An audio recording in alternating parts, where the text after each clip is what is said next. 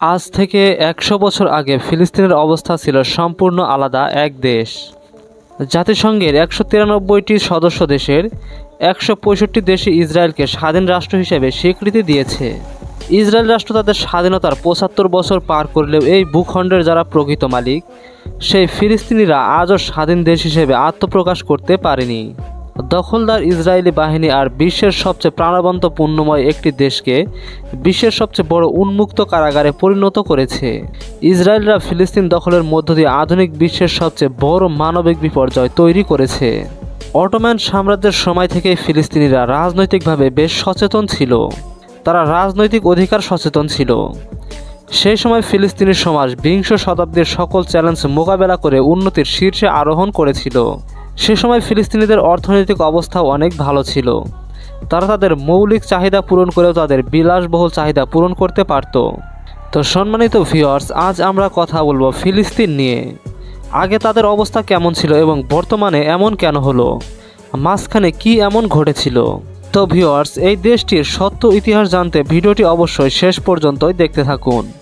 প্রথম বিশ্বযুদ্ধের পরে আর সব আরব দেশগুলো স্বাধীন হওয়ার পরে ফিলিস্তিনিরাও ভেবেছিল যে তাদের দেশও স্বাধীনতা লাভ করবে, কিন্তু উপনিবেশিক ব্রিটিশ দখলদাররা তাদের উপর অন্যায়ভাবে কর্তৃত্ব চাপিয়ে দেয়।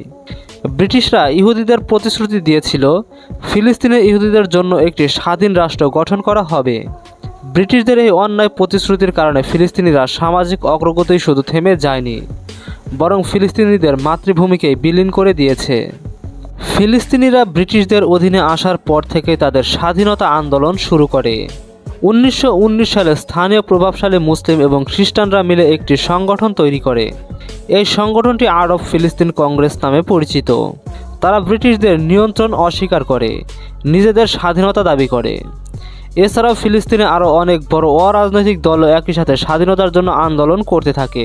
ব্রিটিশরা বিশ্ববাসীর কাছে ফিলিস্তিনকে একটি বিরান ভূমি হিসেবে উপস্থাপন করে, যেন তারা এটা বলতে পারে যে ফিলিস্তিনের জনবিরল এলাকাকে তারা ইহুদি রাষ্ট্রে পরিণত করেছে। ফিলিস্তিন ছিল তৎকালীন সময়ের সবচেয়ে সুউন্নত এবং প্রাণবন্ত আরব দেশ। ফিলিস্তিন অঞ্চলে মূলত ইসরায়েল রাষ্ট্রের মূল বীজ রোপিত হয়েছিল জায়নবাদী আন্দোলনের মধ্য দিয়ে। জায়নবাদীরা মনে করে যে ইহুদি শুধু একটি ধর্মই নয়, বরং এটি একটি রাষ্ট্র। শুরুটা ১০৮০ সাল থেকে বর্তমান ২৪ সালের সেপ্টেম্বর। এখনও ফিলিস্তিনে চলছে এই স্বাধীনতা আন্দোলন। মাঝখানে ১৯৯৩ সালে এই ইসরায়েল এবং ফিলিস্তিন চলে গিয়েছিল একটি শান্তিপূর্ণ সমাধানের প্রায় কাছাকাছি। এরপর কি এমন ঘটল যে এতটা ভয়ঙ্কর পরিস্থিতির সম্মুখীন হলো? আজ সেখানে শুধু যুদ্ধ, হানাহানি আর রক্তের স্রোতধারা বইছে। জেরুজালেম ইহুদিদের অন্যতম পবিত্র স্থান। এজন্য ইহুদিরা এই জেরুজালেমে বসবাস শুরু করে। আর ইহুদিরা যখন থেকে এখানে বসবাস শুরু করে তখন এখানে ইসরায়েল, গাজা বা পশ্চিমে এসব কিছুই ছিল না। যেমনটা আমরা এখন দেখছি বা শুনছি, পুরো এলাকাটাই ছিল ফিলিস্তিন এবং এই পুরো এলাকা ছিল অটোম্যান সাম্রাজ্যের অধীনে। অটোম্যান সাম্রাজ্যের আমলে ইহুদি, খ্রিস্টান, মুসলিম সবাই একসাথে শান্তিতে বসবাস করত। তখনকার মুসলিমরা ইহুদিদেরকে অত্যন্ত ভালোবেসে আশ্রয় দিয়েছিল, কারণ ইহুদিরা পুরো পৃথিবীতে অত্যন্ত অত্যাচারিত ছিল। তারা এত বেশি হত্যার শিকার হয়েছিল ইউরোপিয়ান অঞ্চলগুলোতে যে একমাত্র মুসলিমরাই তাদের বন্ধু ছিল। ইহুদিরা ছিল অত্যন্ত সহনশীল। তাদের মধ্যে খুবই শান্তিপূর্ণ সম্পর্ক বিরাজ করেছিল ওই সময়। ঐতিহাসিকদের মতে ফিলিস্তিন ছিল অনেক বড়। ওই সময় প্রচুর জায়গা পড়েছিল এবং জনসংখ্যাও ছিল একদমই কম পরিমাণে। তাই ফিলিস্তিনি মুসলিমরা নিপীড়িত ইহুদিদের থাকতে দিয়েছিল তাদের দেশে। প্রথম বিশ্বযুদ্ধের সময় ব্রিটিশ, ফ্রান্স, আরবরা লড়াই করছিল অটোম্যান সাম্রাজ্যের বিরুদ্ধে। এ সময় ব্রিটিশরা আরব বিপ্লবীদের কাছে বলে অটোম্যান সাম্রাজ্যকে পরাজিত করার ব্যাপারে সাহায্য করলে পুরো আরব রাজ্য তাদেরকে দিয়ে দেওয়া হবে। আবার এদিকে ইহুদিদের ব্রিটিশরা বলে যে তাদেরকে সাহায্য করলে ফিলিস্তিনকে ইহুদি রাষ্ট্র বানিয়ে দিবে। মূলত ব্রিটিশদের উদ্দেশ্য ছিল অটোম্যান সাম্রাজ্যকে পরাজিত করা আর মিথ্যা অঙ্গীকার দিয়ে এদেরকে লেলিয়ে দেওয়া, কারণ ওই সময় অটোম্যান সাম্রাজ্য অনেক বেশি প্রভাবশালী ছিল। ব্রিটিশরা দুদিকেই দুরকমভাবে প্রতিশ্রুতি দেয় এবং নিজেদের মধ্যে ব্যাপারটা গোপন রাখে। যথারীতি অটোম্যান সাম্রাজ্যের পতনের পর ব্রিটেন এবং ফ্রান্স মধ্যপ্রাচ্য এলাকা নিজেদের মধ্যে ভাগাভাগি করে নেয়। ব্রিটিশরা পুরো ফিলিস্তিন অঞ্চল নিজেদের হাতে নিয়ে নেয়। ১৯১৮ থেকে ১৯৪৮ সাল পর্যন্ত সমগ্র ফিলিস্তিন এলাকা ব্রিটিশদের নিয়ন্ত্রণে থাকে। তৎকালীন বিশ্বের সবচেয়ে ক্ষমতাধর রাষ্ট্র ছিল ব্রিটেন। ওই সময় জার্মানির ক্ষমতায় ছিলেন অ্যাডলফ হিটলার। তিনি লাখ লাখ ইহুদিদেরকে হত্যা করে। দ্বিতীয় বিশ্বযুদ্ধের সময় হিটলার জার্মানির নাৎসি বাহিনীর প্রায় 60 লাখের বেশি ইহুদিকে হত্যা করেছিল, আর এই ঘটনাটি ইতিহাসে হলোকাস্ট নামে পরিচিত। তবে হিটলার কেন এত ইহুদি হত্যা করেছিলেন বা কেন এত ইহুদিদেরকে অপছন্দ করতেন তা আজ পর্যন্ত কোনো ইতিহাসে সঠিকভাবে জানা যায়নি। নিজেদেরকে বাঁচাতে ইহুদিরা বিভিন্ন দেশে পালাতে শুরু করে। বহু ইহুদি সেই সময় ফিলিস্তিনে প্রবেশ করে, কিন্তু প্রাথমিক অবস্থায় ব্রিটেন তাদেরকে অনুমতি দিলেও পরে প্রবেশে বাধা দিতে শুরু করে। এর থেকে ইসরায়েলি জাতীয়তাবাদী আন্দোলনের সৃষ্টি হয় এবং এর মূল কারণ ছিল ব্রিটিশরা নিজেরাই। প্রথমে তারা বলেছিল যে ইসরায়েলকে একটি দেশ বানিয়ে দেবে, পরে তারা বলেছিল যে আর দেবে না। এই আন্দোলন প্রথমে শুরু হয় ব্রিটিশদের বিরুদ্ধে।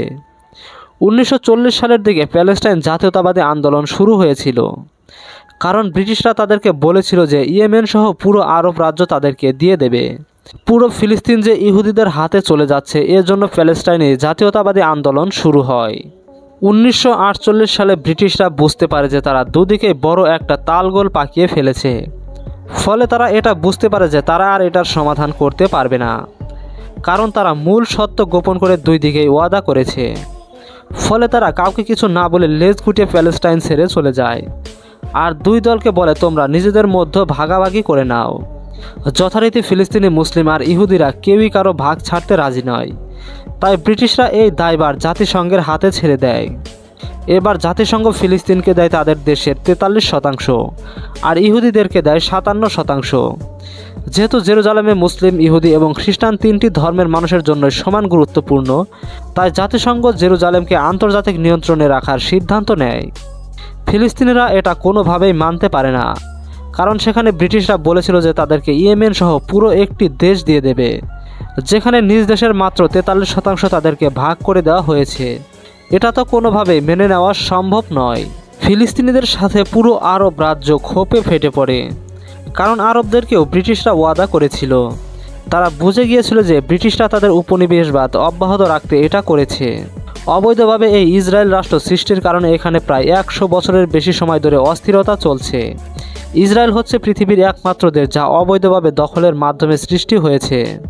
দেশের প্রকৃত নাগরিকদেরকে উচ্ছেদ করে গড়ে উঠেছে। আরও দুঃখজনক হলেও এটা সত্যি যে বিশ্ব রাজনীতির মোড়লরা কিছু করা তো দূরের কথা, বরং তারা এই অবৈধ রাষ্ট্রকে সমর্থন করেই চলেছে। যদিও আরবদের ক্ষোভ ছিল ব্রিটিশদের বিরুদ্ধে, কিন্তু যুদ্ধটা হয় ইসরায়েলিদের বিরুদ্ধে। এটি ছিল 1948 সালে প্রথম আরব ইসরায়েল যুদ্ধ। এটি ছিল একটি ঐতিহাসিক যুদ্ধ।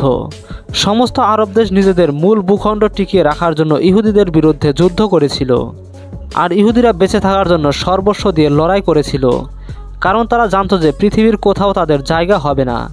সুতরাং তাদেরকে এখানে লড়াই করে নিজেদের অবস্থান তৈরি করতে হবে, এবং এই যুদ্ধে ইসরায়েলিরাই জয়ী হয়।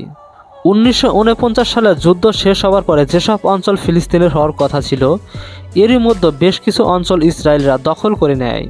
7 লাখেরও বেশি ফিলিস্তিনিদেরকে তাদের বাড়ি থেকে উদ্বাস্ত হয়ে মানবেতর জীবনযাপন কাটাতে হয়েছিল। মুসলিম সমাজের জন্য এটি অত্যন্ত একটি দুঃখজনক এবং কষ্টের একটি ইতিহাস। এরপর 1967 সালে আরও একটি আরব ইসরায়েল যুদ্ধ হয়। এই যুদ্ধ 6 দিন ধরে চলে, বরং এই যুদ্ধেও ইসরায়েলিরা খুব সহজেই জিতে যায়। তো বন্ধুরা, আজকের মতো এ পর্যন্তই। ভিডিও দীর্ঘতার কারণে ভিডিওটি 2 ভাগে বিভক্ত করা হয়েছে। ভিডিওটির দ্বিতীয় এবং শেষ পার্ট দেখতে অবশ্যই চ্যানেলটিকে সাবস্ক্রাইব করে বেল নোটিফিকেশনটি অন করে রাখুন, যেন সবার আগে দ্বিতীয় অংশ দেখতে পারেন। আর এ পর্যন্ত যদি ভালো লেগে থাকে তাহলে একটি লাইক করে দিন। পরবর্তী পর্বে আবারও দেখা হবে। ততক্ষণ সবাই সুস্থ থাকবেন, ভালো থাকবেন। আল্লাহ হাফেজ।